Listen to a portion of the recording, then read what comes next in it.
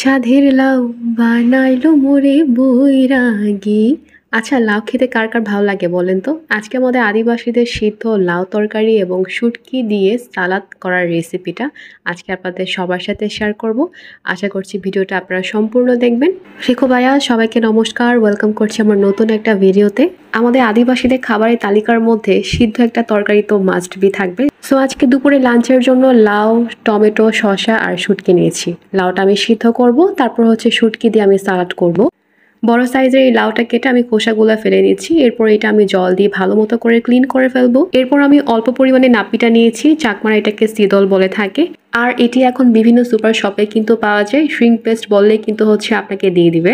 জল দিয়ে গলানো নাপের এই পানিটাকে আমি পাতিলের মধ্যে দিয়ে দিচ্ছি। এখন এটা আমি চুলার মধ্যে বসিয়ে কিছুক্ষণ সিদ্ধ করব। যখন এখানে বলকটা আসা শুরু করবে তখন কেটে রাখা লাউগুলো আমি এখানে দিয়ে দিব। বলকটা যেহেতু এসে গেছে, কেটে রাখা লাউগুলোকে আমি এখন দিয়ে দিচ্ছি। এরপর আমি অল্প কিছু পরিমাণে পেঁয়াজ দিয়ে দিচ্ছি। পেঁয়াজটা একদমই অপশনাল, কেউ চাইলে দিতে পারে আবার কেউ চাইলে নাও দিতে পারে। এরপর আমি হালকা নেড়ে চেড়ে দিচ্ছি। আর আমাদের সিদ্ধ শাকসবজি রান্নাগুলো কিন্তু খুব বেশি করে সিদ্ধ করা হয় না, জাস্ট হালকা একটু সিদ্ধ, একটু শক্ত থাকবে, এরকমই কিন্তু আমরা খেতে পছন্দ করি। আর লাউ যেহেতু অলমোস্ট সিদ্ধ হয়ে গেছে, এখানে আমি পরিমাণ মতো লবণ দিয়েছি, তারপর হচ্ছে টেস্টিং সল্টটা দিয়েছি। অনেকে আবার ভাবতে পারেন তেল মশলা ছাড়া এটা কোনো খাবার হলো? এটা আবার কে খাবে? কেন খাবেন জানেন?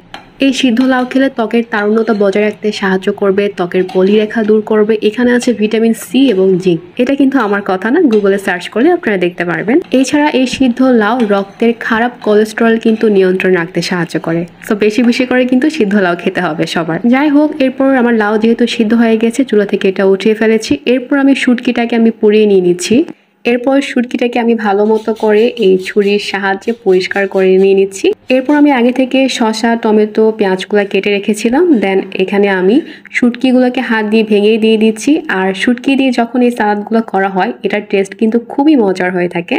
এরপর পরিমাণ মতো মরিচ, লবণটা দিয়ে এটা ভালো মতো করে মাখিয়ে নিয়ে নিচ্ছি। শুটকি লাভার যারা আছেন তারা এভাবে অবশ্যই সালাদটি ট্রাই করে দেখবেন। আই হোপ আপনাদের কাছে ভালো লাগবে।